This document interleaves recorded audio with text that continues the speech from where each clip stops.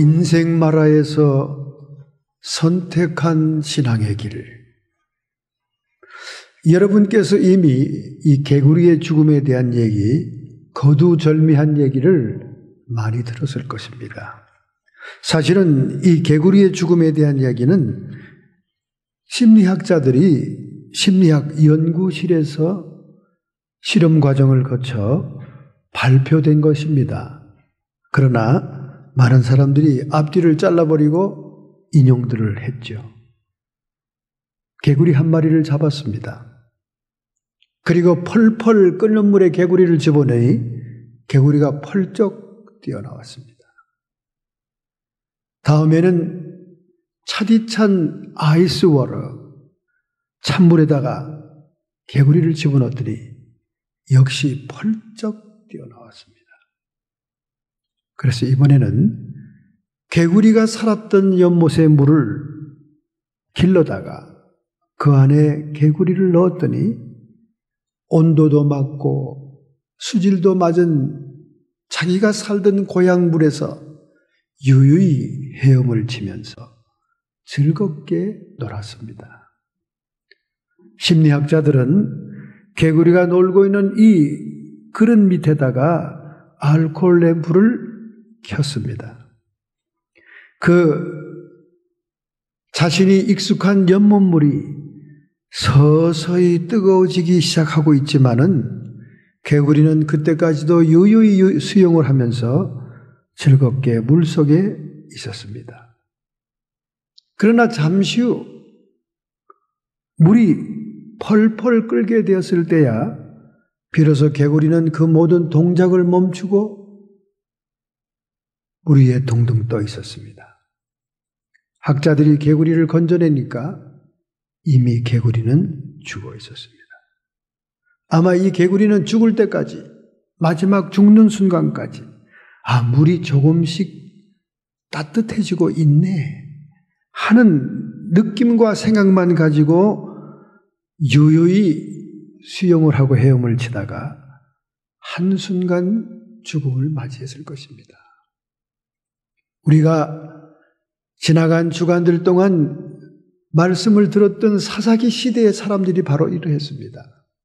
그들이 어려움과 고통이 오면 울부짖어 하나님의 도우심으로 사사들에 의해서 세월이 태평스러워지고 살만하게 되면 그들은 또다시 미지근한 물이 따끈따끈해지고 뜨거워지는 개구리들처럼 자기가 부패하고 타락하며 우상 숭배하며 하나님을 패역하고 있다는 사실을 모르고 있다가 결국 하나님이 보내시는 징계에 직면하게 되었다는 것입니다.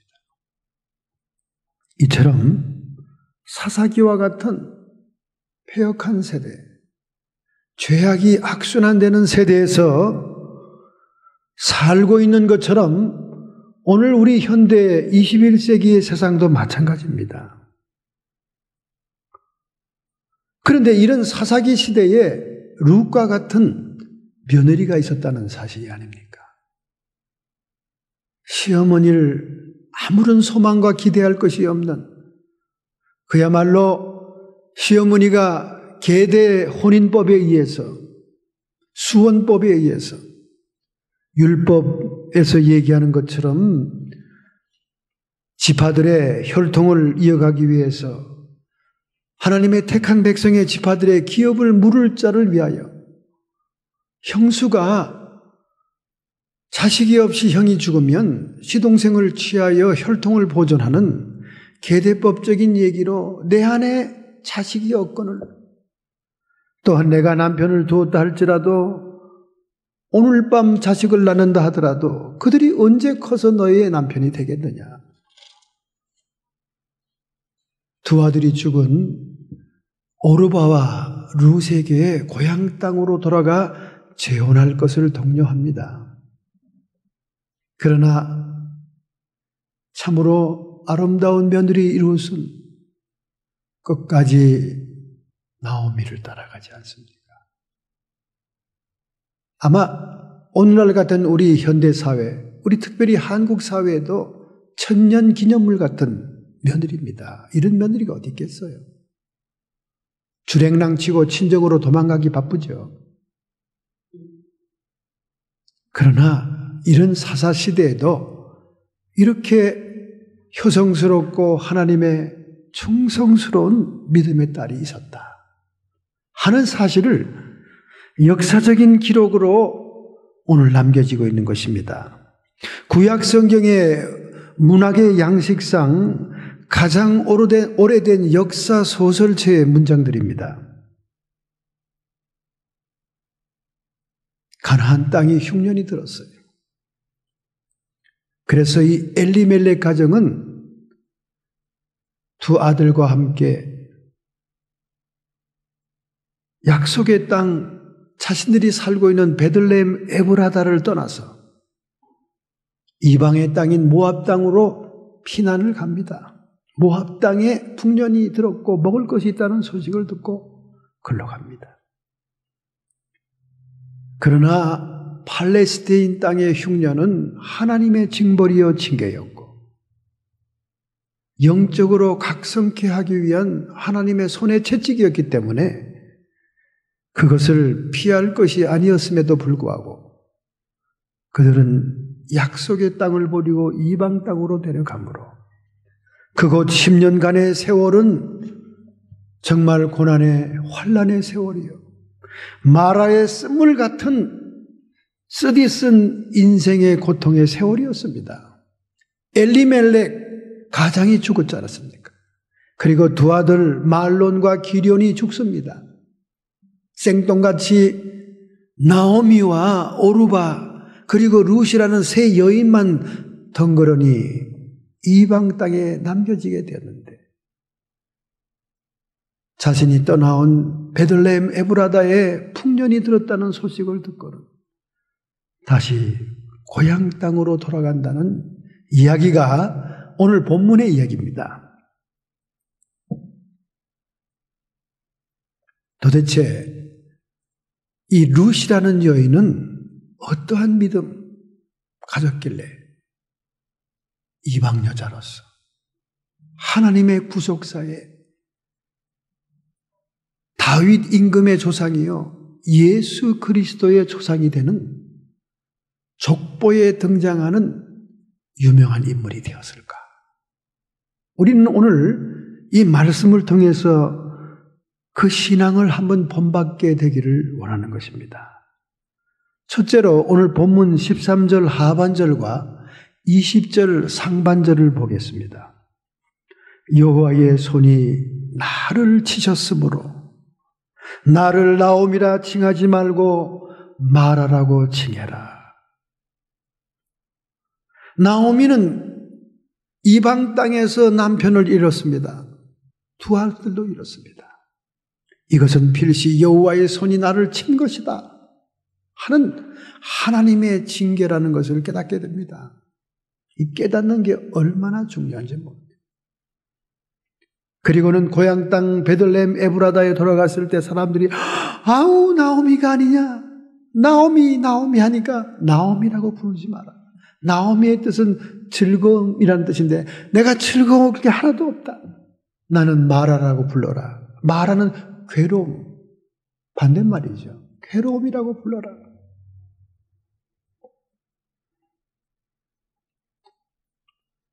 나오미는요 약속의 땅으로 돌아갈 수 있었던 것은 하나님의 섭리를 믿는 신앙이 있었기 때문입니다.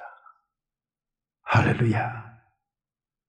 오늘도 여러분이 살아온 자신의 생애를 돌이켜보면서 오직 원망이요 불평이요 어쩌다가 팔자 송안으로 재수없이 내가 이렇게 되었는가, 이런 인생의 팔자소관 사주팔자로 인생을 해석해서는 절대로 하나님의 약속의 땅으로 돌아갈 수가 없습니다. 나오미처럼 하나님의 손이 나를 쳤다. 나는 징계를 받은 거야. 난 벌 받은 거야. 이 깊은 깨달음이 여러분 속에 들어와야 여러분 비로소 약속의 땅으로 돌아갈 수 있는 신앙을 회복할 수 있습니다. 여러분, 이 마라라고 하는 말이 나오는 성경이 있죠.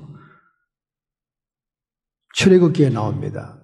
출애굽하고 나면 홍해를 건너지 않습니까? 그 홍해를 건넌다는 사건은 상천하지에 대해 역사적인 사건입니다.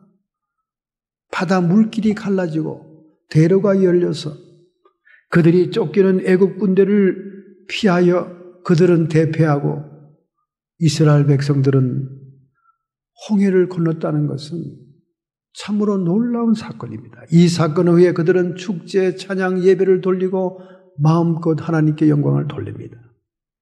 그 후에 사흘 길을 광야의 길을 갑니다. 수루 광야에 들었습니다. 그런데 광야라는 것은 만만치가 않아요. 물이 없습니다. 먹을 것이 없습니다. 종일 떼약비칩니다. 목마라서 몸부림을 칠 때 그들은 물을 만나요.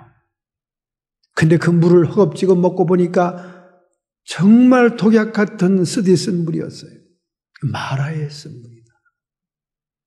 아니, 하나님께서는 그토록 놀라운 기적 홍해 건넌다는 사건을 보여주고 난 다음 어떻게 백성들에게, 목마른 갈급한 백성들에게 쓴 물을 허락했을까? 이유가 있죠. 여러분, 기적과 하나님의 놀라운 축복을 만나게 되면 사람들이 으쓱해지는 거예요. 교만해집니다. 교만해져요.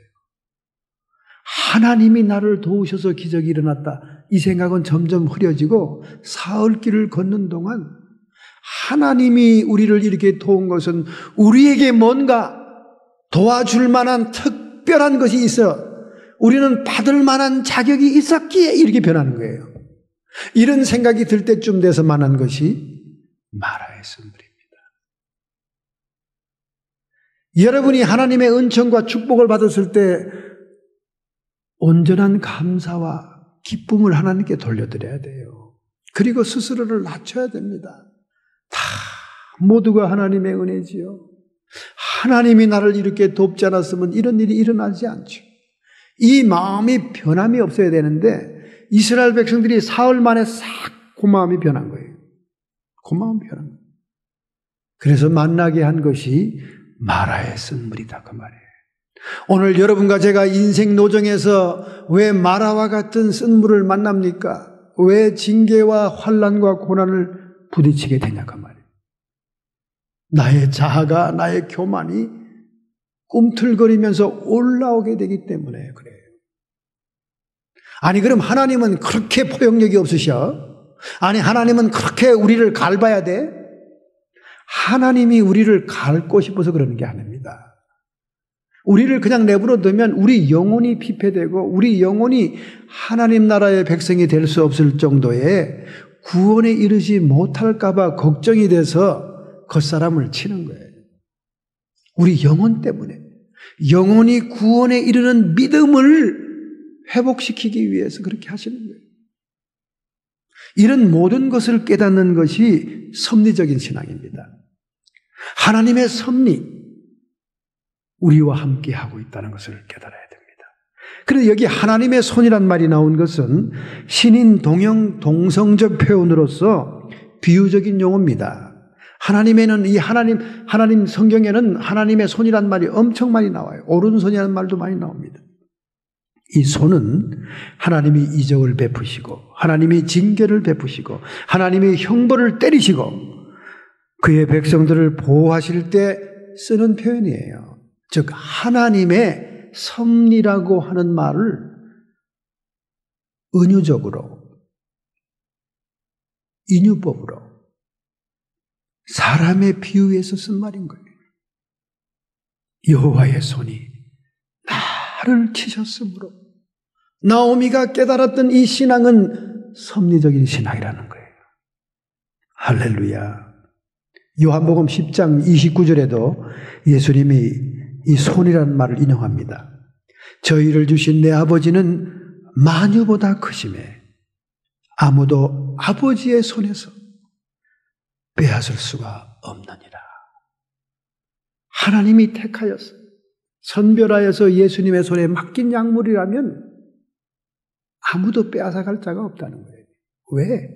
이 만유, 이 우주, 갤럭시, 이 모든 것보다 크신 아버지의 손에 있는 것이기 때문에 그렇다고 말이에요. 할렐루야. 이 아버지의 손, 하나님의 손은 섭리적인 것을 얘기하는 겁니다. 하나님의 섭리라고 그럴 때 하나님의 섭리 속에는 하나님의 주권이 있습니다. 할렐루야. 하나님이 주도적으로 로드십을 가지고 통치하시고 움직이시는 주권이 있습니다. 그리고 그 주권을 따르는 인간 자유에 대한 책임이 자유의지를 가지고 있는 인간들에게도 일부 있는 것입니다. 하나님의 섭리를 깨닫는 신앙, 오늘까지 여러분의 인생을 하나님이 지도하고 인도했다는 사실을 깨닫는 것입니다. 정말 여러분 그렇게 느껴집니까?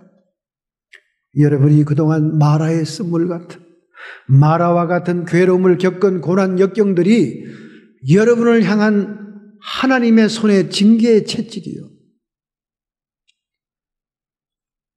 하나님의 이적이요, 또 하나님의 형벌이요, 하나님이 나를 보호하시는 것이요, 내 영혼을 살리기 위해 보호하신 것이, 그리고 나를 인도하심임을 진정으로 믿어지냐 그 말입니다. 이렇게 믿어지는 자만이 약속의 땅에 들어갈 수 있어요. 오늘 우리에게 약속의 땅은 하나님의 나라입니다. 아버지의 집을 얘기하는 거예요. 여러분, 현대 한국 교인들이 정말 이상한 신앙을 가지고 있는 거예요. 신구약 성경을 통틀어 가장 들어가기 힘든 하나님의 나라는 식은 죽묵기로 얘기했습니다. 좁은 길로 들어가라, 좁은 문으로 들어가라. 얼마나 가는 사람이 적기에 좁은 문, 좁은 길이라고 했겠습니까? 그만큼 가기가 어려운 하나님의 나라인데, 하나님의 나라는 너무나 쉽게 가는 면죄부를 다 한국 교인들에게 줬습니다. 이거 치명적인 교리적인 모순인 거예요. 구교의 캐톨릭은 죄를 면하는 면죄부를 팔아서 베드로 성당을 짓는 폐악을 행함으로 종교교육을 유발시켰다면, 오늘날 현대 개신교는 하나님 나라가 너무나 들어가기 쉽다는 면죄부를 줌으로 인해서 폐악을 행하고 있는 거예요. 요한계시록의 결론을 보세요. 그 나라에 들어갈 사람이 얼마나 적은가. 인자가 세상에 올 때 세상에서 믿음을 보겠느냐. 인자가 구름 타고 영광 중에 재림하실 그때에 이 세상에 믿음 가진 자를 보겠냐 그 말입니다. 이 나오미와 같이 하나님의 주권을 믿고 자신의 의지와 자유의 책임을 느끼며 행실을 바르게 한 그런 섭리적인 신앙을 가진 자를 보겠냐 그 말이에요. 이런 섭리적인 신앙이 없이는 약속의 땅으로 돌아갈 수가 없는 것입니다. 오늘 여러분의 인생을 해석을 하시기 바랍니다. 점검해 보시기 바랍니다. 억울하다, 분하다, 원통하다, 속상하다. 그놈 원수 같은 남편, 그놈 원수 같은 아내 때문에, 그놈의 자식 새끼들 때문에 우리의 주변 환경을 탓하기 전에 내 탓이요, 내 탓이요, 내 탓이요. 성공회나 캐톨릭에서 참회의 기도를 드릴 때 가슴을 3번 치듯이, 공도문에 나오듯이 사신을 쳐야 되는 거예요, 여러분. 이것은 하나님의 손이 나를 친 거지 누구 다른 사람을 친 게 아니에요. 하나님의 징계요, 하나님의 형벌이요, 하나님의 보호요, 하나님의 인도에 하나님의 손. 섭리적인 신앙이 여러분에게 있냐가 말이에요. 이것만이 우리를 약속의 땅으로 돌아가게 하는 겁니다. 초두에 개구리 얘기를 했으니까 우리 개구리 얘기를 또 한번 합시다. 숲속에 비가 오지 않은 지 오래된 형제 개구리가 걱정을 하고 있었습니다. 극심한 가뭄으로 사방이 말라지고 거북이 등처럼 갈라지고 있습니다. 숲속의 시냇가에 살고 있던 개구리 형제의 형편도 말이 아니었습니다. 형, 이제는 우리도 이 시내가 말라붙어 버렸으니 이곳을 떠나 물을 찾아가야 되지 않겠어? 그렇게 형을 채권합니다. 목이 말라 마른 침을 삼키는 형도 동생 개구리에게 그래, 이제 더 이상 이 시냇가에서는 물을 기대할 수가 없구나. 그런데 도대체 물이 어디에 남아있단 말이지? 그들은 자포자기한 모습으로 숲속에 하늘을 향해 발라당 누워있는데 갑자기 저벅저벅 팔자국 소리를 내면서 큰 짐승이 오는 거예요. 누군가가 눈을 깜짝 놀라 떠보니까 황새 한 마리가 긴 부리를 늘어뜨리고 긴 다리로 자기들 위에 탁 서 있는 거예요. 얘들아, 목마르지? 목말로. 동생이 얘기합니다. 나는 물이 어디 있는지 알고 있다. 마을에 아직도 우물가에 물 기른 데 가면 물이 좀 있어. 거기 가까우리? 나는 거기 찾아가는 중이야. 그 동생이 팔짝 뛰면서 맞아 형, 거기 가면 되겠다. 우리 갑시다. 하고 형을 조르니까 형이 수심에 찬 얼굴로 동생을 바라보면서 그렇게 만만한 게 아니야. 내가 동네에 가서 설사 물을 충분히 마시고 배가 똥똥해졌다 할지라도 동네 아이들, 어른들이 돌멩이를 던져 너를 잡을 텐데 물을 제대로 먹고 올 수 있겠니? 그러더니 황새가 하는 말이 내가 지켜주지. 걱정하지 마. 내가 있잖아. 내가 이 긴 발로 아이들한테 겁을 주면 돼. 그러니까 동생이 형, 나는 모르겠어. 무조건 가야 되겠어. 그리고 황새와 함께 동네에 들어가서 정말 우물가 근처에 늘어져 있는 물을 실컷 마시고 황새도 마시고 나오게 됐는데 돌멩이를 막 아이들이 던지면서 개구리 잡아라 소리치는 겁니다. 그때 황새가 자기 발에 타라고 얘기했어요.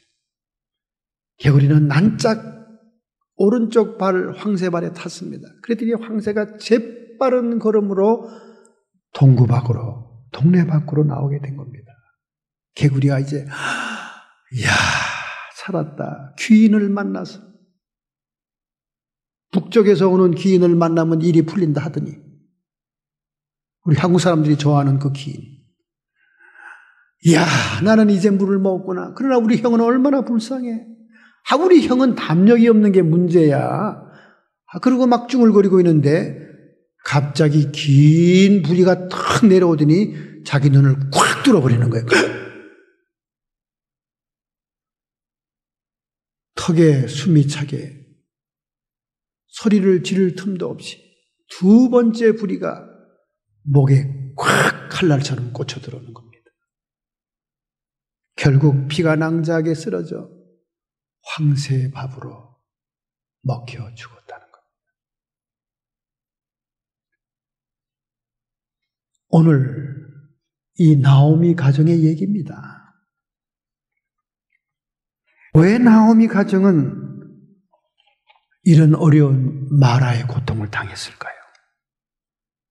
그들은 약속의 땅을 벗어나 세상의 기대를 걸었기 때문에 그래요. 세상의 소망을 두었기 때문에 그렇습니다. 베들레헴의 흉년은 하나님의 징계였어요. 징계는 하나님께 부르짖어 그의 모든 상황을 바꿔놓을 수 있는 것입니다. 그럼에도 불구하고 그는 이방 땅을 소망하면서 거기에 있는 양식과 풍년을 바라보면서 그들은 주저없이 하나님이 약속한 땅을 저버렸다는 것입니다. 우리 세상 사람들의 삶과 비교해서는 안 됩니다. 우리 믿는 자들은 세상 사람과 비교하는 삶을 가지면 안 돼요. 왜? 세상 사람들은 어차피 망할 사람들이에요. 멸망할 자손들입니다. 소망이 없는 사람들입니다. 그래서 성경 잠언서 23장 17절에 하나님은 말씀합니다. 내 마음으로 죄인의 형통을 부러워하지 말라. 항상 여호와를 경외하라. 할렐루야. 죄인의 형통을 부러워하지 말라. 세상의 부자들, 세상의 회장님들, 드라마는 무조건 최고의 가치가 회장님 가정입니다. 하다못해 회장님 가정의 세 번째 첩의 아들이라도 돼야 행복한 거예요. 세상을 부러워하지 말라. 세상은 결국 멸망입니다. 그들은 소망이 없고 하늘나라 사람들이 아닙니다. 환난과 마라 앞에서 시편 37편 7절에 태할 지조를 얘기합니다. 여호와 앞에서 잠잠하라. 참아서 기다려라. 그들은 떠나지 말았어야 되는 거예요. 하나님의 약속의 땅을 떠나지 말아야 됩니다.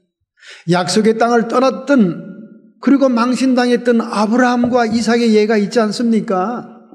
아브라함과 이삭도 하나님의 약속의 땅에 도착했지만은 기근과 흉년이 드니까 나일 강변에 푸른 곡창지대를 찾아 내려갔다가 그들은 그의 아내들을 잃어버리는, 잠시나마 잃어버리는 수모를 당하잖아요.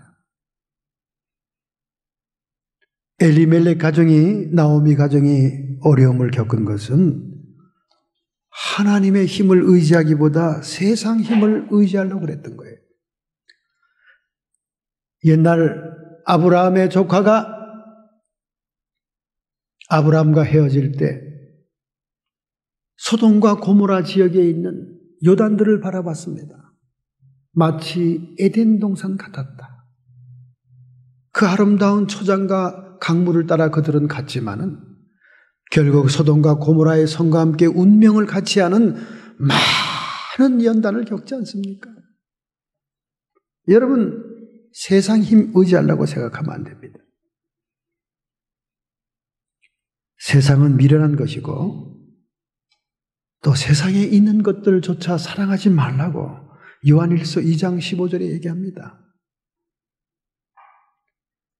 뿐만 아니라 세상에서 평안과 위안을 구해서는 안 됩니다. 엘리멜렉 가장이 죽고 아버지가 돌아가시면 아들들이라도 정신을 차려야 되는데 이방에 있는 여인들을 취하지 않습니까? 물론 요압 땅에 있는 사람들은 택한 백성의 총회에는 못 들어오지만은 교주는 할 수 있는 정도의 여지는 있었지만 이방 여인과 결혼하는 건 아니지요. 오르바와 룻은 모압 여인들입니다. 금오스 신을 섬기는 우상숭배의 땅의 사람들입니다. 그러나 그들은 아버님의 죽음을 보면서도 깨닫지 못하고 여전히 율법을 어겨가며 이방 여인을 취한 거예요. 세상은 달콤하고 아리따고 아름다워 보이지만은 우리의 성도들은 세상에서 평안을 구해서는 안 됩니다. 요한복음 14장 18절에 예수님께서 오늘 여러분들에게 말씀합니다. 내가 너희를 고아와 같이 버려두지 아니하고 너희에게 오리라. 할렐루야. 우리 주님은 항상 우리와 함께 있고 우리는 더 이상 고아가 아니에요. 그래서 죽어도 살아도 주님 안에서 문제 해결점을 찾아야 되는 겁니다. 스갈에서 10장 2절에 말하기를 대저 드라빔들은 허탈한 것을 말하며, 드라빔은 가정우상신을 얘기합니다. 드라빔은 허탈한 것을 말하며 복술자는 진실치하는 것을 보고, 복술자, 점치는 자들은 진실하지 않은 것을 본다고 말해요. 귀신과 마귀들이 갖다 주는 거니까 거짓들이죠. 거짓 꿈을 말한 즉 그 위로함이 헛됨으로 세상의 복술가와 무당 점치는 것들이 얘기하는 것에 위안을 얻으려고 하지 말라. 그들은 그 위로함이 헛되다. 백성이 양같이 유리하며 목자 없으므로 곤고를 당하느니라. 목자를 따라가지 않은 양이 됨으로 인해서 이리 처이고 저리 처이고 이 골짜기 떨어지고 저 골짜기 떨어지는 곤고함에 처하게 된다. 여러분, 오늘 여러분에게 나오미처럼 섭리적인 신앙으로 우리의 믿음을 회복해야 됩니다. 할렐루야. 두 번째는 16절 하반절입니다. 어머니 백성이 나의 백성이 되고 어머니 하나님이 나의 하나님이 되시리라. 전향적인 신앙입니다. 금오수 신을 섬기던 이방 여인, 모압의 땅의 여인 룻이 더 이상 우상 숭배 금오수 신이 아니라 금오시 신에게는 어린 자식들을 불에 태워 바치는 잔인한 인신제사의 우상신입니다. 이런 신들을 더 이상 섬기지 않고 여호와의 신, 상천하지의 유일하신 하나님, 이스라엘의 여호와, 역사의 주인된 하나님을 선택한 믿음이 룻에게 있었다는 것입니다. 할렐루야. 룻이란 이름의 뜻은 자손이란 뜻입니다. 역시 그 여인은 재혼을 통해서 자손의 축복을 받지 않습니까? 예수 그리스도의 조상이 되었고 그 예수 그리스도를 통한 하늘의 별 같은 수많은 영적인 족보의 자손들의 어미가 되지 않습니까? 여러분, 예수님 족보에 이방 여인이 들어가다니 그 특혜를 누린 사람이 누굽니까? 여리고성의 기생 라합과 룻이라는 이방 여인이 들어가잖아요. 아니, 예수님 족보에 어찌 그런 사람들이 이처럼 하나님의 품은 넓은 거예요. 비록 이방 사람이고 우상 숭배했던 자로도 그들이 하나님을 진실로 고백하고 전향적인 믿음으로 돌이킨다면 하나님이 얼마든지 그들을 통하여 하나님의 구속사의 영광을 드러낼 수 있다는 거예요. 믿음이 중요한 것이다. 혈통과 인종과 가문과 배경이 문제가 아니라 너에게 그런 믿음이 있느냐 그 말입니다. 할렐루야. 그러니까 룻이 나오미를 따라 약속의 땅으로 돌아오게 되고 재혼을 통해서 예수님의 조상이 된 것은 단순히 효성이 지극한 여인이었기 때문에 시어머니를 너무나 불쌍히 여기는 따르는 자부였기 때문에만 그런 게 아니에요. 물론 효성도 있는 사람입니다. 더 근본적인 것은 그에게 여호와의 신앙이 있었습니다. 그 여호와의 신앙이 언제 들어가? 10년 동안 그의 남편 기련과 살면서 남편이 이방 여인을 자기 아내로 삼고는 얼마나 율법에 대한 가책이 있었겠습니까? 그러니까 여호와 신앙에 대한 가정예배, 가정교육이 얼마나 많았겠어요. 그래서 이 룻은 여호와가 누군지를 알게 된 거예요. 그래서 이 룻기에는 여호와라는 이름이 18번 나옵니다. 여호와라는 이름이 이렇게 많이 나오는 것은 놀라운 거예요. 여호와는 구원의 하나님을 얘기하는 거예요. 출애굽의 하나님을 얘기하는 것입니다. 구속사의 하나님을 얘기하는 것입니다. 여호와는 예수의 이름과도 연결되는 이름입니다. 그리고 이 룻기에 두 번째 많이 나오는 하나님의 이름은 엘사다이, 전능하신 하나님. 보십시오. 나오미는 과부입니다. 롯은 미망인입니다. 젊은 과부예요. 그들에겐 가진 것도 없고 아무런 것이 남은 것이 없습니다. 풍족하여 나갔더니 빈손으로 돌아왔다고 스스로 고백하잖아요. 빈털털입니다. 인간적인 관점으로 볼 때 그들은 가진 것이 없고 무능하고 무기력의 짝이 없습니다. 그러나 이 룻기서의 두 번째 나오는 하나님의 이름 엘사다이, 전능하신 하나님이 그들과 함께 하시니 그들의 처지는 영광스러운 처지로 바뀝니다. 할렐루야. 그러므로 룻의 이 효성은 근본적으로 여호와 신앙에 있었던 거예요. 무엇으로 우리가 그걸 알 수 있습니까? 그의 신앙 고백을 통해 알 수 있습니다. 그의 신앙 고백. 하나님은 역사를 주관하시는 자시요 이스라엘이 그의 택한 백성임을 그는 깨달았던 것입니다. 그들이 섬겼던 모압 땅의 금오수 신, 우상신은 아무런 존재 가치가 없는 신이었습니다.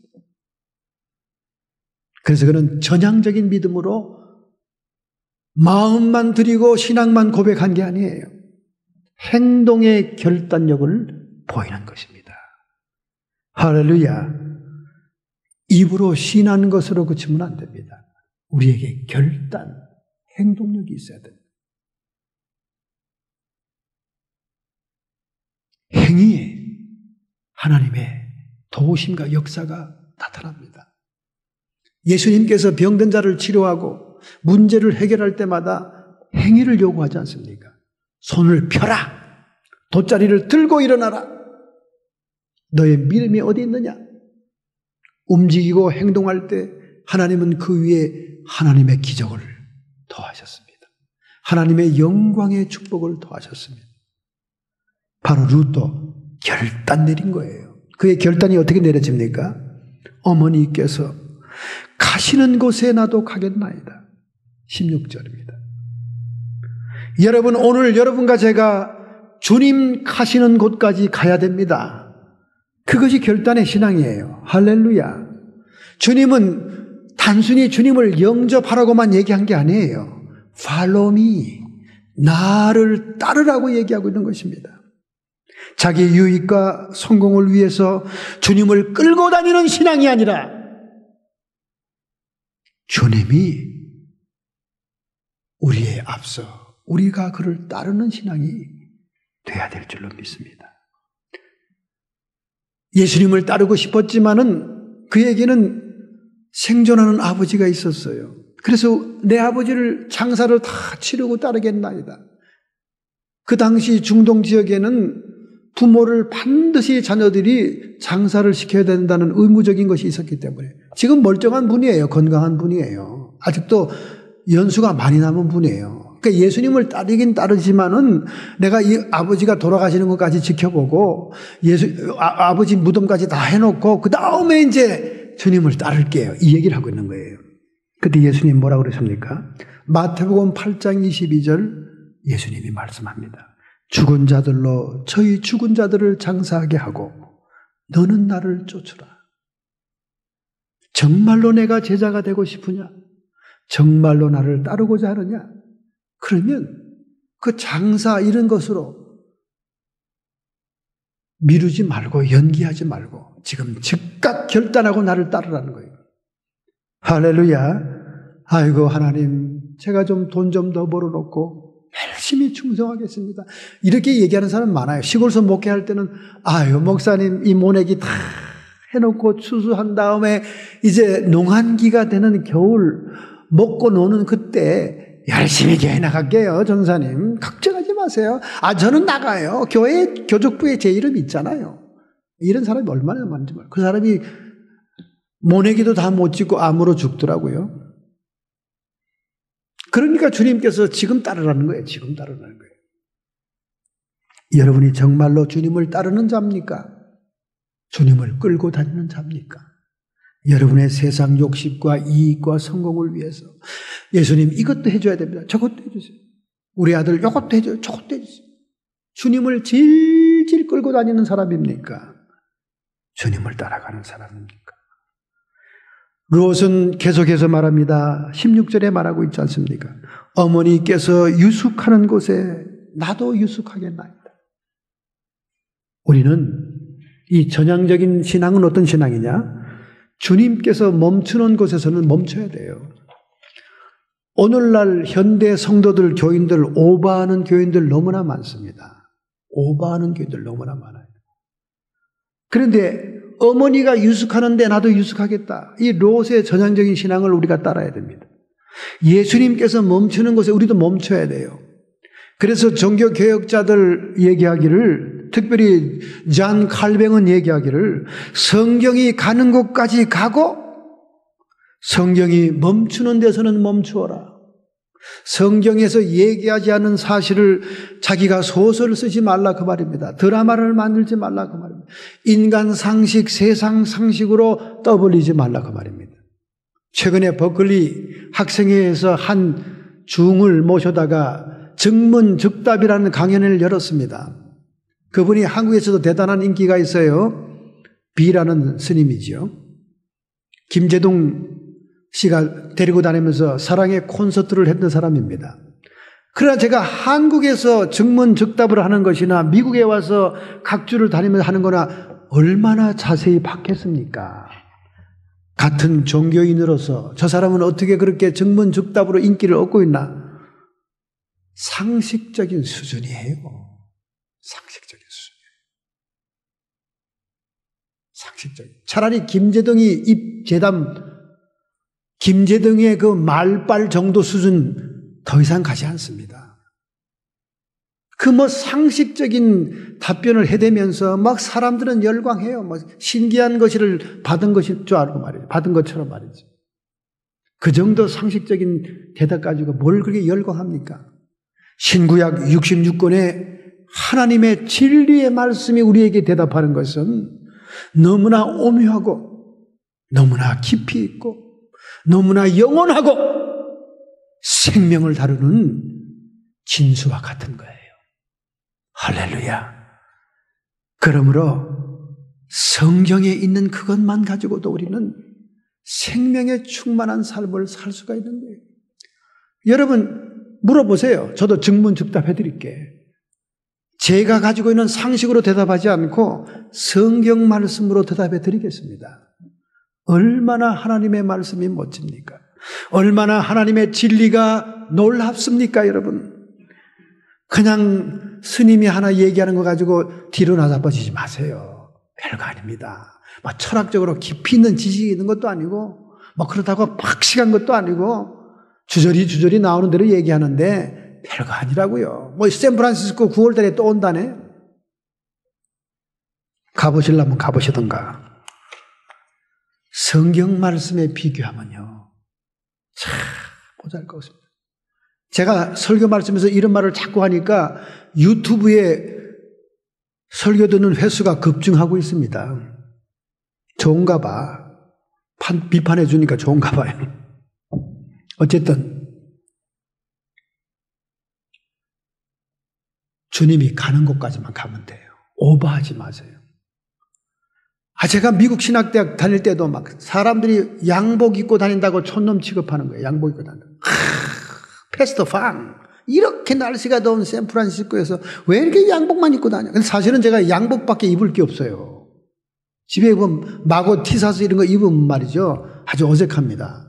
잘 맞지도 않고. 그리고 하나같이 후질구질해요. 왜냐하면 일할 때만 입는 옷들이니까. 그러니까 그냥 양복을 입고 갑니다. 더우면 하복 입고 가면 되니까. 그런데 양복 입은 촌놈 취급하는 거예요. 자기들이 만나서 몇 번 얘기하는데 여전히 양복 입고 온다고 교수가 화를 내더라고요. 제가 듣자 하다가 한마디 해줬습니다. 이렇게 날씨가 덥다고 법정에 갈 때 변호사들이나 판사들이 다른 옷을 입습니까? 변호사가 티셔츠 입고 가는 거 봤어요? 그리고 법관이 법복을 벗어던지고 티셔츠 입고 판결하는 거 봤습니까? 헌법의 권위가 그렇게 높아서 변호사도 양복을 착 입고 가고 판사도 법복을 입고 판단을 하고 있는데 하나님을 모시고 하나님을 예배하고 경외하고 신학대학은 첫 시간이 다 예배 시간이거든요. 하나님 앞에 나가면서 쓰리빠 신고 티셔츠 조각이 입고 오는 것이 신세대 개방적인 새로운 기독교의 모습이라고 자랑합니까? 나는 법정보다 하나님이 계신 곳이 더 위험하고 더 영광스러운 장소이기 때문에 내가 불편하고 답답해도 정장을 하는 것입니다. 심각하게 인상을 쓰면서 얘기했더니 두 번 다시 제 옆에 오지도 않더라고요. 롯은 어머니가 죽으시는 곳에 나도 가서 죽겠나이다. 그렇게 고백합니다. 여러분, 이 나오미의 이 놀라운 고백은 우리에게도 주님이 죽는 곳까지 우리도 따라가 죽어야 됩니다. 그것은 십자가의 죽음이었어요. 주님이 죽는 곳까지 우리도 죽겠습니다. 가서 죽겠습니다. 그런 신앙이 있었기에 스데반 집사가 돌무더기에서 자기의 신앙을 고백하고 간증하며 하늘나라를 바라보면서 순교하지 않습니까? 우리의 선한 싸움 다 싸우고 달려갈 길을 다 가는 믿음을 지키는 순교의 신앙까지 나가야 돼요. 그런 신앙이 없이는 여러분 다 낙오하고 떨어져 나갑니다. 다 떨어져 나갑니다. 국가의 사회보장이 안 되고 메디칼이 안 되고 먹고 사는 문제가 안 되는 그때 여러분 믿음 지키겠어요? 벌써 정부는 성경적 가치관을 반대하면서 엉뚱한 연방 대법원에 판결을 내놓지 않았습니까? 앞으로는 점점 더 많은 성경의 가치를 반대하는 결정을 내려놓을 것입니다.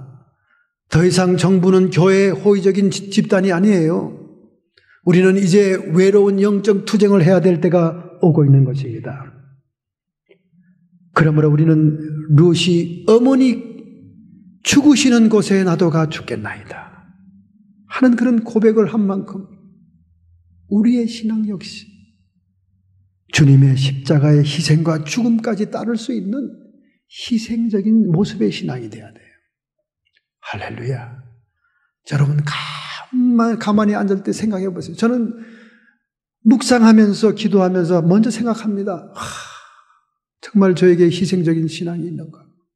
나를 버리는 신앙이 있는가? 그것을 한번 확인해 보지 않고는 기도가 시작이 되질 않아요. 여러분의 신앙의 모습을 한번 적나라하게 드러내 보라니까. 정말 여러분이 손해보고 희생이 되면 끝까지 주님을 따르겠습니까? 롯은 과부 나오미에게 기대할 것이 없었습니다. 과부 나오미는 거지와 같은 사람입니다. 정말 추수하는 뜰에 가서 보리 쌀을 주워오지 않아요. 거지 수준이죠. 아무런 기대할 것이 없고 보상받을 것이 없는 그 어머니에게 고백하는 말이 뭡니까? 어머니께서 죽으시는 곳에서 나도 죽어 거기에 장사되리이다. 이런 전향적인 믿음이 오늘 여러분에게 있어야 됩니다. 할렐루야. 이런 믿음을 우리가 본받을 때에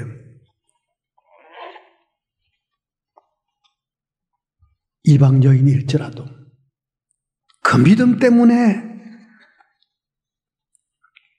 예수 그리스도의 족보에 올라가는 영광을 받듯이 하나님의 은혜를 체험하게 되는 것입니다. 섭리적인 신앙에 의하면 기근이라는 것은 하나님의 징벌입니다. 성경에는 대부분의 하나님의 심판으로 기근이 나타나고 있어요. 기근으로 경고하고 징계하고 형벌을 가합니다. 그래서 그 기근이 이스라엘 백성의 신앙적인 타락의 징계라는 걸 깨달은 것, 이것이 나오미의 탁월한 섭리적인 신앙이었어요. 심지어 예수님도 이 세상 종말에는 기근이 올 것이라고 얘기합니다. 마태복음 24장 7, 8절 처처의 기근과 지진이 있으리니 이 모든 것이 재난의 시작이라. 마가복음 13장 8절에 얘기합니다. 처처의 지진이 있으리니 지진이 있으며 기근이 있으리니 이는 재난의 시작이라. 오늘 여러분과 저에게 있는 마라 인생의 고난과 연단은 오늘 여러분과 저에 대한 하나님의 손이 치는 것임을 깨달아야 돼요. 그래서 우리는 돌이켜야 됩니다. 세계의 역사와 주변의 모든 환경이 변한다 할지라도 사실상 성도들에게는 궁극적인 의미가 없습니다. 하나님의 목적에 관계된 것들이 우리에게 중요한 의미가 있는 것입니다. 이것이 섭리적인 신앙이에요. 사실상 나오미의 가정이 떠나올 때 그 기근은 미디안 군대가 쳐들어와 그들의 먹을 것을 다 빼앗아가고 유다 땅에 들판을 황폐하게 했던 그때였던 것입니다. 또 뿐만 아니라 룻의 전향적인 신앙, 결단의 신앙 역시 믿음 하나로 우리 하나님의 놀라운 헤세드, 은총과 자비를 받게 되는 것입니다. 이 신앙 고백은 기생 라합과 같다고 얘기했습니다. 기생 라합은 여호수아 2장 9절부터 11절에 그가 두 청탁꾼에게 자기 신앙을 고백하지요. 나는 이 땅을 너희들에게 준 것을 안다. 너희들이 출애굽 시에 홍해가 마르고 길이 났고 너희들이 요단 저편에 왔을 때 아모리 사람 두 왕 시온과 옥을 진멸시킨 것을 들었다. 우리는 마음이 높고 정신을 잃을 정도로 겁이 났다. 너희 하나님은 상천하지의 하나님이요 역사를 주관하시는 분이다. 그런 신앙 고백을 합니다. 이런 신앙 고백을 룻도 하게 되는 거예요. 하나님의 역사를 주관하시고 이스라엘은 그 역사의 주관자인 여호와 하나님의 택함을 입은 백성으로 자신도 그 백성 중에 들기를 사모하는 믿음이 있었던 것입니다. 할렐루야. 히브리서 10장 38절 39절에 말합니다. 오직 나의 의인은 믿음으로 말미암아 살리라. 또한 뒤로 물러가면 내 마음이 저를 기뻐하지 아니하리라. 룻이 뒤로 물러갔거나 고향으로 떠나갔거나 재혼하기 위해서 자기 지방에 자기 땅에 남았다면 하나님이 그를 기뻐하지 않았을 것입니다. 우리는 뒤로 물러가 침륜에 빠질 자가 아니요 오직 영혼을 구원함에 이르게 하는 믿음을 가진 자니라. 이 룻이 전향적인 믿음의 결단을 함으로 자신의 영혼도 구원했습니다. 자신의 영혼만 구원하는 것이 아니라 예수 그리스도의 조상이 되어 수많은 영혼들을 구원하는 믿음의 본이 된 것입니다. 할렐루야. 오늘 우리도 이런 믿음을 통해 약속의 땅의 축복을 받게 되기를 바랍니다. 한 번은 백인 친구를 가진 인디안이 백인의 인도를 따라 예배를 참석하게 됐습니다. 이 백인 친구는 자기 친구에게 신앙이 없다는 것을 알고 인디안이니까 복음을 전하고 싶었겠지요. 그래서 자기가 평소에 가던 교회에 친구를 데리고 갔습니다. 이 백인 아이는 별로 흥분할 것도 새로울 것도 없어요. 자기가 다니던 교회니까. 그러니까 자기가 아는 친구들이나 자기가 아는 가족들이 와 있나 두리두리 예배 시간에 살피면서 예배에 집중을 못하고 있었습니다. 그런데 이 인디안은 생전 처음 참석하는 예배 아닙니까? 그리고 그 의식 아닙니까? 정신을 차리고 긴장하고 예배에 임하고 있었습니다. 목사님의 메시지가 가슴 깊이 파들어왔습니다. 그리고 목사님께서 결단의 시간에 초청을 했습니다. 이 시간에 예수 그리스도를 구세주로 마음에 영접하고자 원하는 사람은 앞으로 강세상에 나와서 무릎을 꿇고 기도를 받으십시오. 그랬더니 인디안 모자를 쓰고 있던 이 아이가 모자를 탁 벗더니 말이죠. 저벅 중한 복도로 걸어나가더니 강세상 앞에 무릎을 탁 꿇는 겁니다. 그랬더니 목사님도 너무나 감격이 돼가지고 생소한 사람이 왔었고 얼굴이 가무잡잡한 사람이 왔는데 결단하니까 기쁘잖아요. 그래서 다 영접을 하고 난 다음에 영접기도 축복기도를 했습니다. 막상 이 백인 친구는 스트레인저한 거예요. 아니 오늘 처음 참석해가지고 첫 시간에 강대상 앞에 나가 무릎을 꿇고 예수님을 영접해. 참 그거 신통하네. 몇 날이 지난 후에 같이 커피를 마시다가 인디안 친구에게 물어봤습니다. 아니 내가 너를 알잖아. 너는 나하고 친한 친구인 줄 내가 알지. 근데 너는 혈통이 인디안이잖니.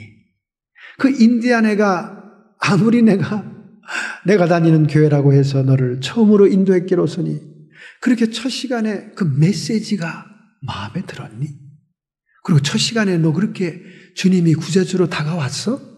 그리고 그 첫 시간에 너는 주님 앞에 너의 신앙을 고백하고 싶었니? 야, 나는 놀랬다. 참 스트레인저하다. 너 왜 그랬니? 그러니까 이 인디아나 애가 행복한 미소를 지으면서 이렇게 얘기합니다. 네 처지하고 내 처지가 달라서 그래. 어떻게 다른데? 너는 부잣집이 아니냐. 너희 집에 옷장에 가보니까 너에게는 양복이 수도 없이 있더라. 잘 입지도 않은 양복인데. 그거야 우리 아버지가 물려준 거고 또 뭐 그렇지 뭐. 그래도 그렇지. 근데 나는 우리 집에 가봐. 양복을 눈에 씻고 봐도 찾을 수가 없다. 아니 지금 뭐 교회 나간 얘기를 하는데 왜 양복 얘기를 하니? 어떤 부자 양반이 와서 양복 한 벌을 준다고 하면 너는 시큰둥하는 별 반응이 없을 거야. 왜냐하면 내가 가지고 있는 양복들이 다 값비싼 것들이니까. 메이시 백화점 거고 좋은 것들이니까. 그러니까 이리 재고 저리 재겠지. 이 양복이 나한테 맞겠나 사이즈가? 이 양복이 그래도 메이커 제품인가? 컬러는 내 스타일 아니야. 이렇게 복잡하게 네가 생각을 했겠지. 그러나 막상 나는 양복이라고는 눈 씻고 봐도 없으니까. 누군가가 나에게 양복을 준다 그러면 나는 두말하지 않고 덥석 받아들이는 이치야. 그래서 나는 내 마음의 공허와 내 인생의 방황 속에서, 그리고 이 짧은 인생의 처참한 고난과 고통 속에서 나를 사랑하시고 나를 보호하시고 나와 동행하시며 나를 떠나지 않겠다는, 그리고 영원한 생명을 주신다는 그 주님을 모셔드린 데 있어서 무슨 주저함이 있겠니? 그래서 나는 무릎을 꿇고 눈물을 흘리며 그 순간 결단을 행동에 옮긴 거야. 그때 이 백인 친구는 뒤통수를 얻어맞은 것처럼 멍했습니다. 사실은 자신은 어릴 때부터 유복한 환경에서, 그리고 어릴 때부터 교회와 이미 익숙한 환경이고 문화였지만 자기 친구에게 어쩌다가 한번 교회에 같이 가자고 한 그것이 이 청년에게 인생의 충격과 방향을 결정하는 계기가 될 줄이야. 그는 스스로 놀라고 감격하면서 뜨겁게 정중하게 인디안 친구와 악수를 나눴다는 것입니다. 오늘 여러분들에게 가진 것이 많습니까? 오늘 여러분들이 배부릅니까? 오늘 여러분들이 부족함이 없습니까? 오늘 여러분들이 아쉬운 게 없습니까? 그래서 여러분, 예수님께서 믿어지는 그 신앙, 주님을 따르는 신앙이 너무 자기 중심적이고 하나님 중심적이 아니고 나 중심적이고 주님을 끌고 다니는 그런 신앙생활을 합니까? 오늘 여러분 자신을 깨뜨리시기 바랍니다. 여러분의 겉사람의 사욕과 욕심과 시기와 질투와 교만을 깨뜨리기 바랍니다. 하나님의 어리석인 것이 인간보다 지혜 있고 인간의 지혜에 있는 것이 너무나 어리석다고 고린도전서 1장이 얘기하고 있습니다. 오늘 여러분 자신을 비우시고 무가치함을 깨닫고 하나님 앞에 진심 어린 무릎을 꿇을 때 나오미와 같은 섭리적인 신앙으로, 룻과 같은 전향적인 믿음으로, 결코 뒤로 물러서는 침륜에 빠지는 신앙이 아니고 자신의 영혼마저도 구원할 수 있는 믿음, 자기뿐만 아니라 예수님의 족보에 들어가 수많은 하늘의 별 같은 인류를 구원하는, 영혼을 구원하는 믿음을 소유하시기 바랍니다. 오늘 여러분과 저에게 주어졌던 마라의 괴로움들은 나의 영혼을 구원하기 위한 하나님의 섭리였다는 사실을 감사하고 감격해야 됩니다.